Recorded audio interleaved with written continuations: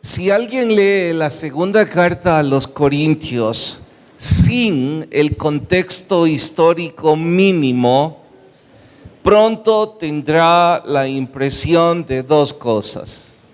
Una, de que la iglesia en Corinto no apreciaba a Pablo. Y la segunda conclusión será que el interés de Pablo en defenderse a sí mismo es inapropiado, casi patético. Les dije, sin el contexto histórico mínimo. Claro, ahora que conocemos los detalles de la primera carta, ahora que sabemos de la aparición de los falsos maestros llamados judaizantes en medio de la iglesia, nos damos cuenta que, número uno, no toda la iglesia en Corinto despreciaba a Pablo. Era un grupo que estaba siendo manipulado por algunos pocos. La segunda cosa es que ahora sabemos que Pablo no se defiende para cuidar su reputación. Lo hace por amor a los que están siendo engañados por esos judaizantes. Él intenta que ellos vuelvan su atención a la palabra de Dios y tiene que decirles más cosas, pero antes intentará preparar el corazón de ellos. Es que aun cuando no lo diga explícitamente, yo creo que está implícito. Si él no prepara el corazón de esta gente que está siendo manipulada, ellos creerán que lo que Pablo está a punto de decirles es la represalia por la actitud que ellos muestran contra él. Estos judaizantes nunca fueron instrumentos de Dios para que los corintios conocieran a Jesús. Ellos no pasaron ningún sufrimiento ni ningún costo para que la iglesia en Corinto se plantara y creciera. Eso es todo lo contrario a Pablo y a los discípulos de Pablo. Fueron instrumentos de Dios y pasaron muchas privaciones para que esto sucediera. Pablo intenta decirles eso. Por supuesto, recalca, el mérito no es mío o de aquellos que fueron parte de mi equipo. El mérito todo es de Dios. Pero deben recordar ustedes, corintios, que la gente que no quiere creer en el evangelio gusta de utilizar las inconsistencias de los cristianos como excusa para no buscar al Señor. Y cuando las inconsistencias son cometidas por líderes, la excusa es más grande. Y ustedes están diciendo cosas que no son ciertas. Él pregunta, ¿acaso me han encontrado siendo un tropiezo para vuestra fe? ¿Me han acaso encontrado aprovechándome de ustedes? Ellos estarán obligados a responder, no. Sus quejas no están alrededor de eso. Sus quejas son las tonterías que los judaizantes están hablando. Como sea, debo decirles otras cosas más. Por eso de antemano quiero recordarles que mi equipo y yo sí pasamos privaciones para poder plantar esta iglesia. Y ahora estamos obligados a recordárselos, porque lo que están a punto de escuchar es todavía más difícil. Eso es lo que vamos a estudiar en el sermón de hoy titulado ¿Por qué no debería tener amigos que no tienen fe en Jesús? Vayan a sus Biblias a la segunda carta a los Corintios, capítulo 6. Segunda epístola de Pablo a los Corintios en el capítulo 6, y vamos al verso 1 y otros que les voy a ir señalando. ¿Sus Biblias están listas? Así pues, nosotros, como colaboradores suyos, os exhortamos también a que no recibáis en vano la gracia de Dios. Vayan al versículo 3. No damos a nadie ninguna ocasión de tropiezo para que nuestro ministerio no sea vituperado. Antes bien nos recomendamos en todo como ministros de Dios, en paciencia, en tribulaciones, en necesidades, azotes, cárceles, tumultos. Y Él no está sacándoles en cara lo que ha pasado. Más bien está diciéndoles, ¿no creen que después de todo esto, que ustedes saben que es cierto, que hemos pasado, deberían prestarme atención?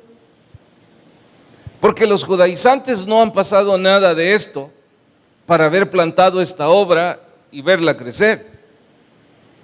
Y claro, anticipa, todo es mérito de Dios. Versículo, vayan ahora hasta el 7. En palabra de verdad, en poder de Dios, con armas de justicia, a diestra y siniestra. Vayan hasta el versículo 13 y en casa, por supuesto, verso por verso. Para corresponder del mismo modo, como a hijos, os hablo. Ensanchaos también vosotros. Oremos. Señor, por favor, háblenos, guíe nuestro corazón hacia su voluntad. Gracias por ser bueno con nosotros. En Cristo Jesús. Amén.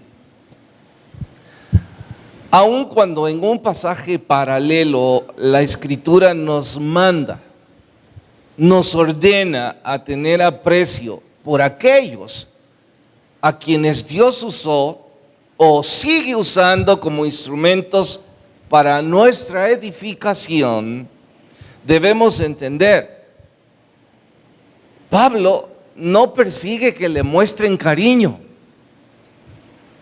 Dije al principio que cualquiera que lee esto de forma casual y sin contexto va a concluir que Pablo está pidiéndoles eso.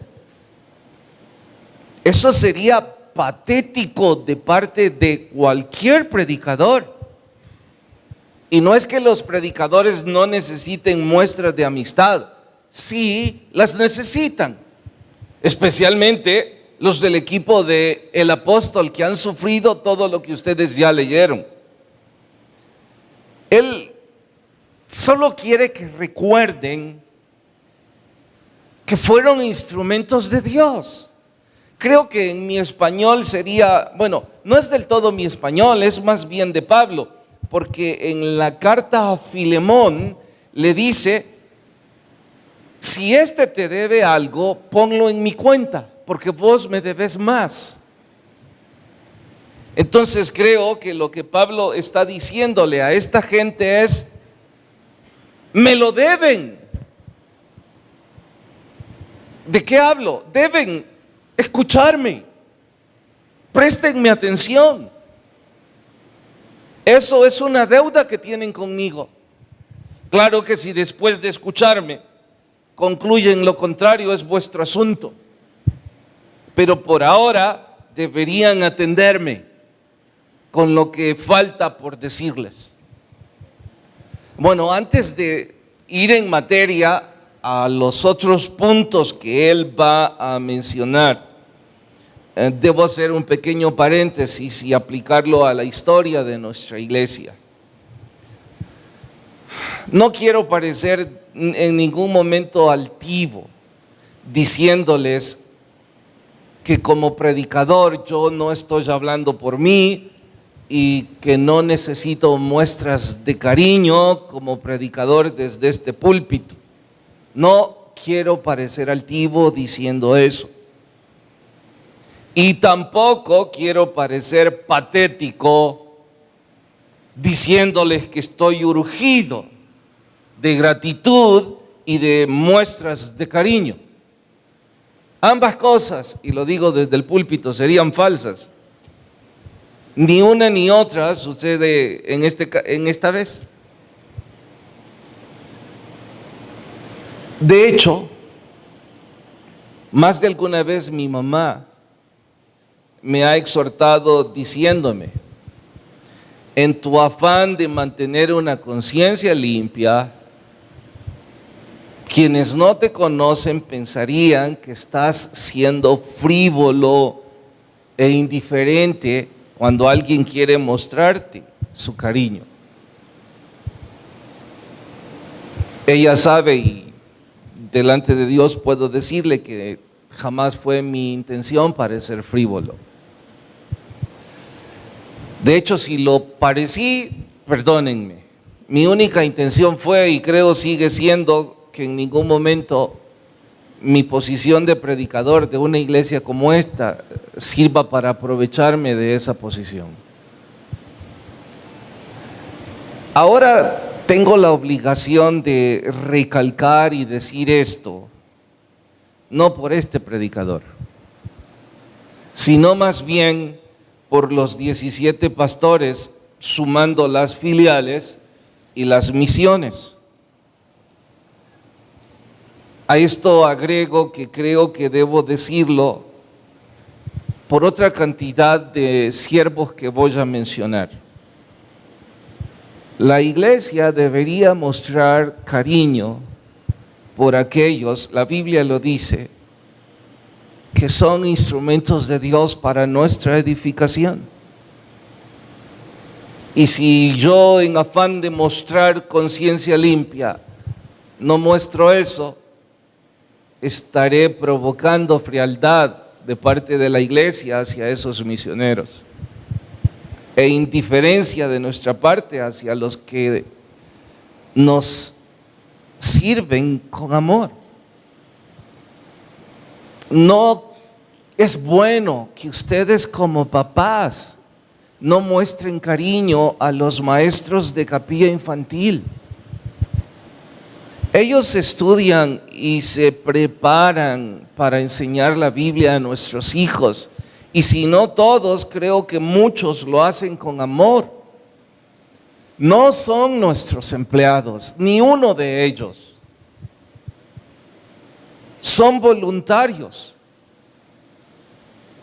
Y algunos papás, lejos de mostrarles cariño, algún tipo de gratitud, lo que hacemos es mostrarles indiferencia o exigirles como si fueran empleados de alguna forma nuestra. Lo mismo sucede con la poca educación que algunos muestran a los hermanos que sirven en parqueo. Soportan sol, soportan agua, y también groserías de algunos de ustedes. No está bien. ¿Cómo es posible que mi vecino, cada vez que llega a la colonia donde vive, lleva un pedazo de pan o una gaseosa o lo que fuera para el joven que sale a abrir el portón, que no es su empleado? Siempre le sonríe y le habla con mucha educación, con cierto cariño. No es cristiano. Pero nosotros que tenemos el deber espiritual y que nos sirven con amor, somos groseros con ellos. Es poca educación de nuestra parte, falta de gratitud, falta de un espíritu de entrega por aquellos a quienes Dios usa para edificarnos. Deberíamos tener una sonrisa y ese sentimiento cuando entramos en la iglesia a quienes nos sirven. Si alguna vez usted entró esperando ser servido y exigiendo eso, creyendo que porque usted da sus ofrendas o sus diezmos, le puedo asegurar, usted tiene el espíritu más necio de todos los que entraron aquí. Deberíamos esforzarnos por mostrar cariño y gratitud a ellos, a los que Dios usa para servirnos. En cuanto a los que hacen el trabajo, estoy refiriéndome como un apartado a los servidores, a los que son maestros de capilla, a los que están en parqueo, a los que son pastores, a cualesquiera de ustedes que en un voluntariado aman servir a otros, aman ser instrumentos para edificación de otros. Por favor, ustedes escúchenme.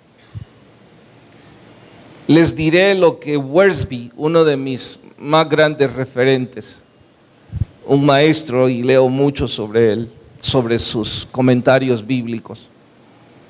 Él les recomienda a sus servidores en uno de sus libros lo siguiente.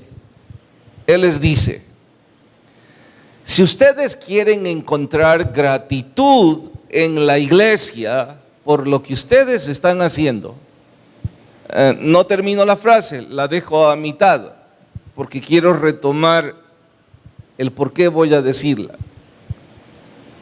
Está diciendo a los voluntarios de su iglesia, después de haberle dicho a la iglesia que deberían mostrar gratitud y cariño, ahora le dice a esos servidores: si ustedes quieren encontrar gratitud de la iglesia por lo que ustedes hacen, búsquenla en un diccionario, porque aquí no la van a hallar. Oiga, esto es contrario a lo que antes dijo. No, más bien está preparando a los que son servidores diciéndoles: mi deber como predicador es decir a la iglesia que la Biblia enseña esto. No estoy seguro que la iglesia quiera escuchar. Así es que si ustedes no reciben esa muestra de cariño o de gratitud, se decepcionarán si no les digo esto. Nosotros no debemos esperar nuestra recompensa aquí en la tierra, sino en la eternidad. Si alguien hoy por hoy no se siente amado, compensado por su servicio en la obra de Dios, recuerde, lo estamos haciendo por el Señor. Y cualquier vituperio que recibamos por la causa de Él es un galardón más. Bueno, ¿me he dado a entender hasta aquí? Ahora vamos en materia, a lo que Pablo les quería decir a los corintios. Verso 14, capítulo 6, ahora verso 14. No os unáis en yugo desigual con los incrédulos. Voy a esperarlo, hermanito. Por favor, si alguien le ayuda con la puerta.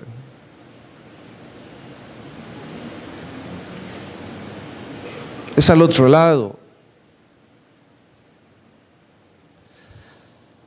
No os unáis en yugo desigual con los incrédulos, porque ¿qué compañerismo tiene la justicia con la injusticia?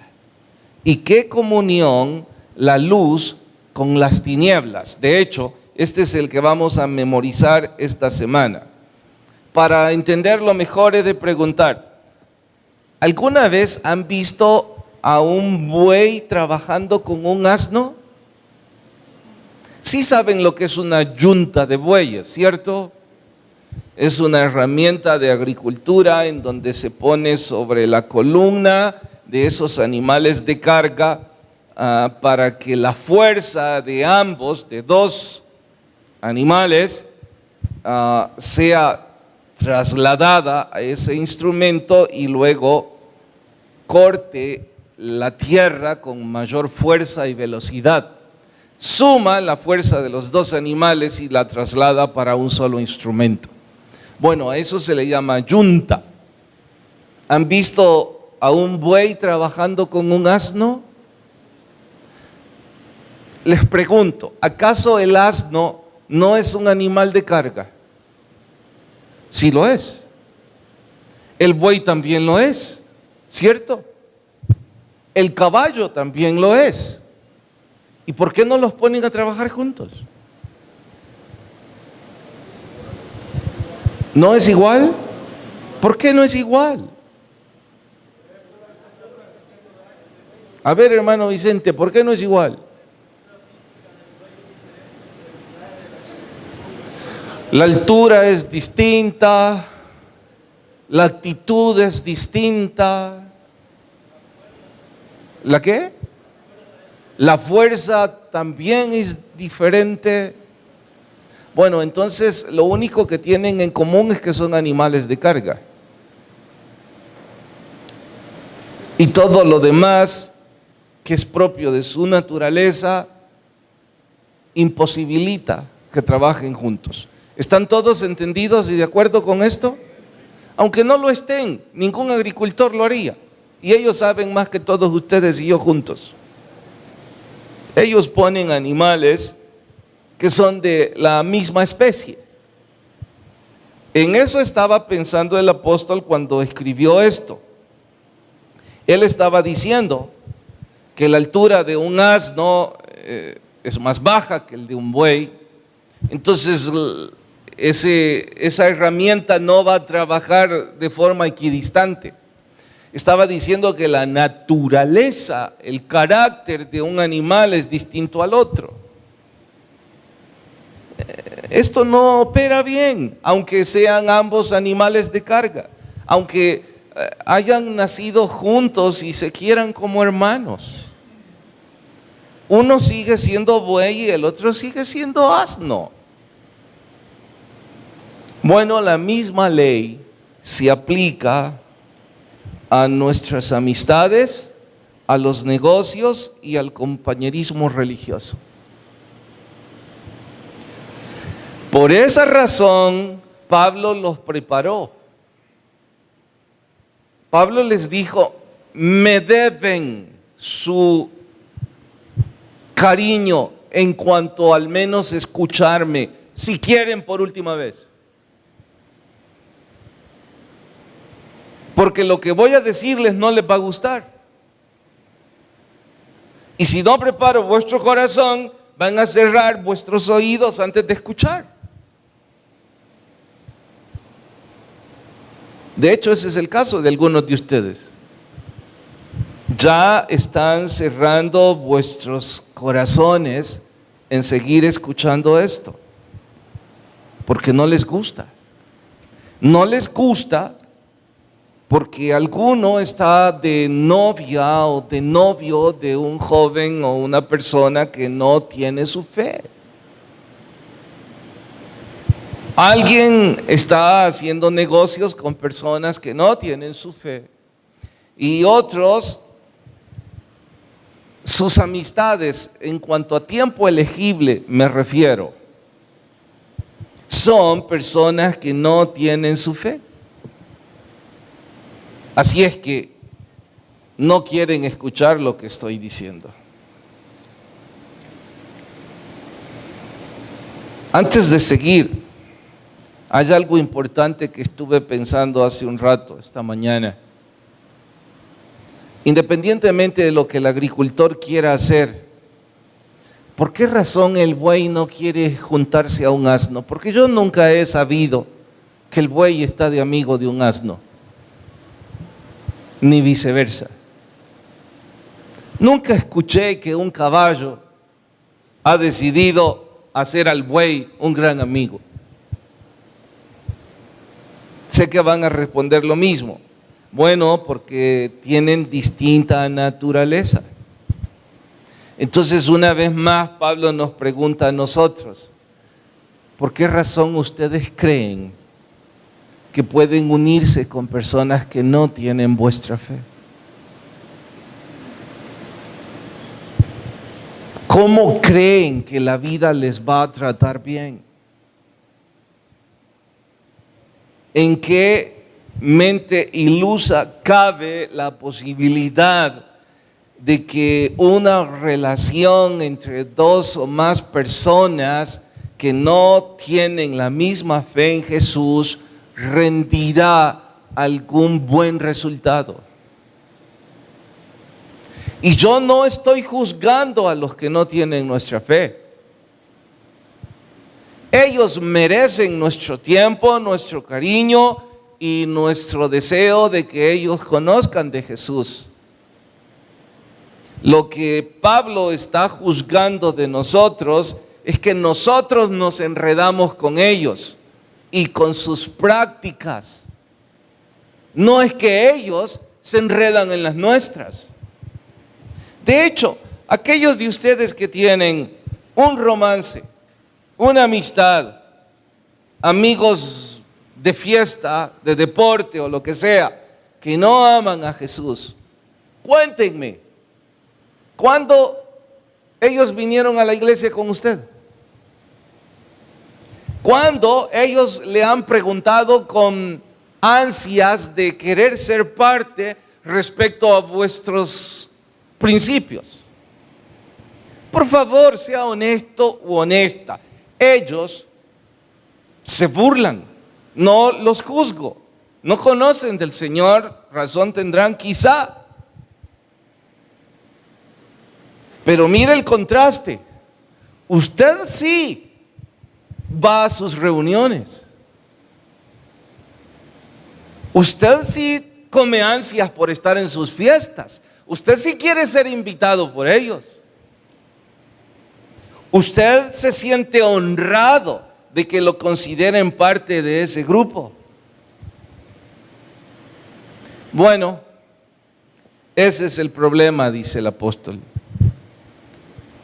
Ustedes han querido ser parte de los judaizantes, porque ellos tienen una reputación religiosa dentro del gobierno. Y la vanagloria de los hombres hace que les aplaudan a estos que se autodenominan grandes líderes y que ocupan títulos estrafalarios para que la gente piense que son personas importantes. Entonces ustedes quieren estar cerca de ellos, se complacen en esa vanagloria y quedan enredados en las creencias de ellos. Miren el caso, dice, el problema no es que ahora sientan aversión por mí. ¿Qué importa si yo solo soy otro instrumento? Yo solo soy un siervo. El problema es que ahora ustedes creen en el antiguo pacto. El problema es que ahora ustedes están poniendo disensión en la iglesia. El problema es que en lugar de hablar de Jesús a los que no conocen, lo que ellos están oyendo de sus bocas es el pleito que ustedes han provocado aquí adentro. Y eso no puede ser del Señor. Claro que podría yo profundizar y decir todas las diferencias que hay entre un hombre y una mujer que no ama al Señor. Si es difícil llevarse bien con quienes aman al Señor, pobres los que tienen fe distinta. Pero por este punto al menos solo debo recalcar, y esto algo que debo recordar: no espere nada espiritual de quien pasa la mayor parte de su tiempo elegible con personas que no aman a Dios. No espere nada espiritual de él o de ella. ¿Quiere un ejemplo si la frase parece muy complicada de recordar? Suponga que al terminar mi jornada laboral, cualquiera fuera, supondré, no es mi caso, pero supongamos fuera 4 o 5 de la tarde, decido irme para el billar, jugar 1 o 2 horas con algunos amigos de la juventud. Todos están con una cerveza, todos están fumando y todos están hablando suciedades de todo estilo. No paro con eso, sino que, claro, yo no bebí, yo no fumé, sino que además a las 6:30 me voy a jugar basquetbol con los exalumnos del colegio. Y ninguno de ellos con los que voy a jugar conoce nada de Jesús. Como dijo aquel amigo, mira, ¿y cómo haces? Porque a cada partido traes una mujer diferente. Y por supuesto todos le aplauden. En el equipo es el peor jugador de básquetbol, pero todos le aplauden y lo quieren poner titular. Bueno, terminó el partido, y yo sigo siendo cristiano, entiéndanlo, solo es porque me gusta jugar al básquetbol. A las 9 llegué a casa. ¿Cómo creen que voy a llegar? Hablándole a mis hijos del respeto mutuo, diciéndoles que mi ropa huele a rectitud, que mis pensamientos son amar a mi esposa, que estoy pensando escucharlos en algunos de sus problemas, que quiero orar. Por favor, no espere nada espiritual de los que la mayor parte de su tiempo elegible lo pasan con personas que no aman a Dios. Sin dejar de mencionar, tiempo no me va a dar permiso. Si usted es un chico de 27 años y está de novio de una de 26 o 27 y ella no conoce nada de Jesús y se crió en un ambiente donde el sexo es simplemente sexo. Usted fue enseñado que la abstinencia es un privilegio, un don, un deber que es parte de la santidad. Ella fue enseñada con todo lo contrario. No la estoy juzgando a ella, ella no tiene fe. Creció en ese ambiente.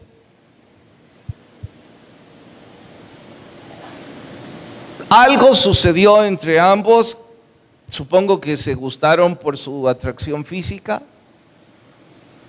y entonces creen que tienen mucho en común, pero en realidad no tienen nada. ¿Debo esperar de que ese chico regresó a la casa con santidad en su cabeza y en su cuerpo? Por favor. Nadie que tenga un poco de sensatez aquí dirá que así regresó ese joven y que esa noche que estuvieron las 2 horas en la casa de uno de los dos en total soledad, estuvieron repasando 2 Corintios 4:14 o 6:14, porque ella no entendía que era yugo desigual. Entonces él se lo estuvo explicando. ¿Por qué están riendo ustedes? Bueno, eso es lo que pasa con nosotros. Nos reímos porque no puede eso suceder. Bien, segunda cosa que tiene que decir a los corintios, claro, a lo mejor a nosotros también. Verso 17. Por lo cual, salid de en medio de ellos y apartaos, dice el Señor, y no toquéis lo inmundo, y yo os recibiré. Ahora, contundentemente, Pablo les dice, tengo que darles una orden. Y yo sé que ni siquiera les soy grato en este momento. Así es que por eso les dije que me debían el permiso de hablar. Porque les tengo que decir que tienen que separarse de esto.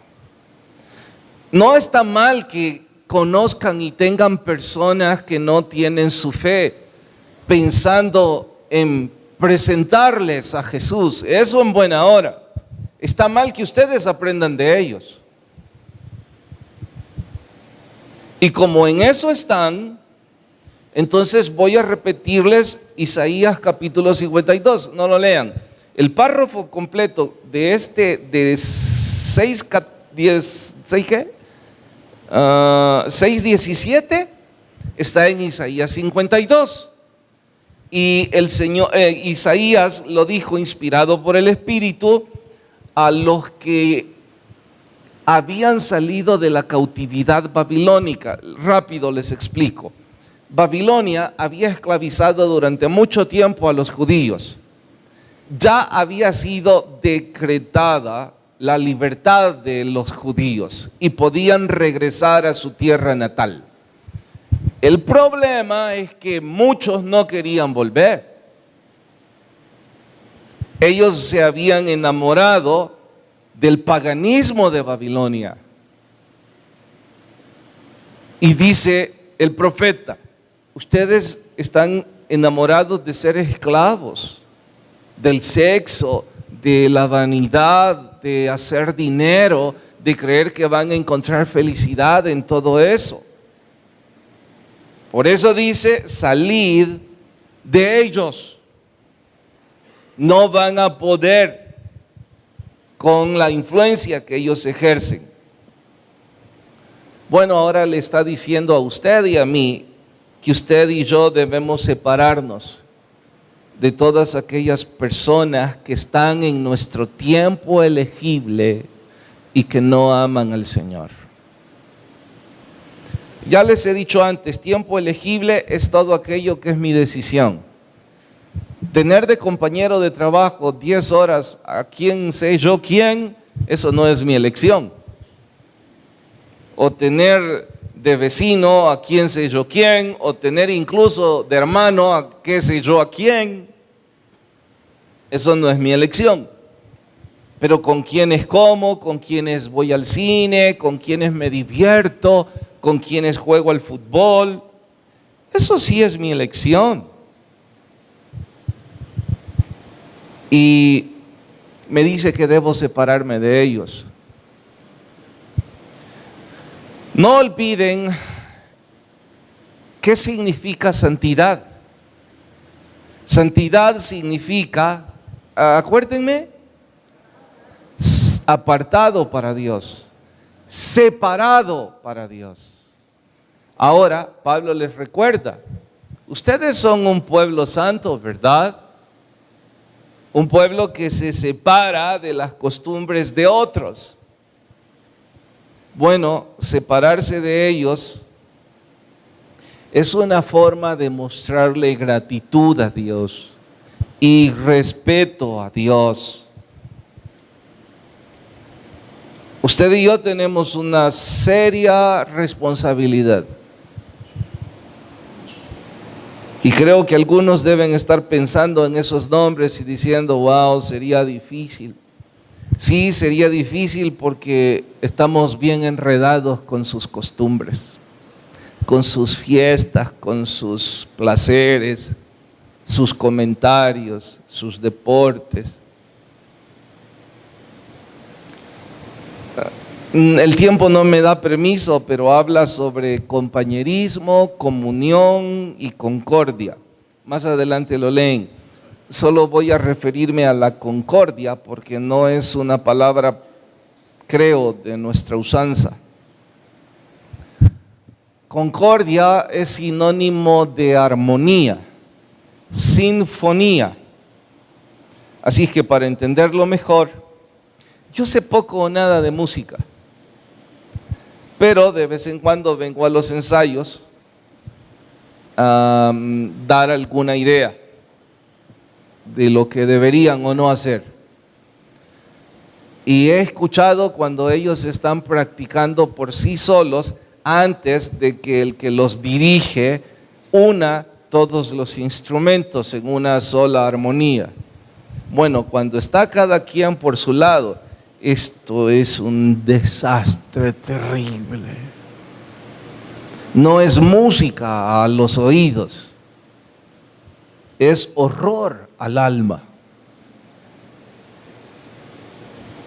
Aunque estén tocando buenas notas. La única forma en que esto sea música para los oídos y para el alma es cuando el que los dirige les dice dónde debe entrar cada quien y dónde debe salir cada quien, qué notas deben ocupar y qué notas no deben ocupar. Bueno, cuando eso sucede, es arte. Está diciendo Pablo,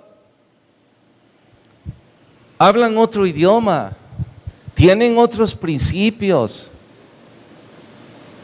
sus costumbres son diferentes. Lo único que tienen en común es atracción física, o en los negocios atracción al dinero, o en los deportes atracción al desenfreno. Pero todo lo demás va a ser ruido para el alma. Y separarnos es una forma de honrar a Dios. Intentar ser santos. Recuerden, esta semana vamos a memorizar 2 de Corintios capítulo 2, capítulo 6, verso 14. Es más, termino leyéndolo de nuevo. Por favor, vayan conmigo de nuevo al 6:14 y lo leen en voz alta. No, pare. Creo que algunos no lo habían hallado. Todos en voz fuerte y alto. No os unáis, porque qué compañerismo y qué comunión,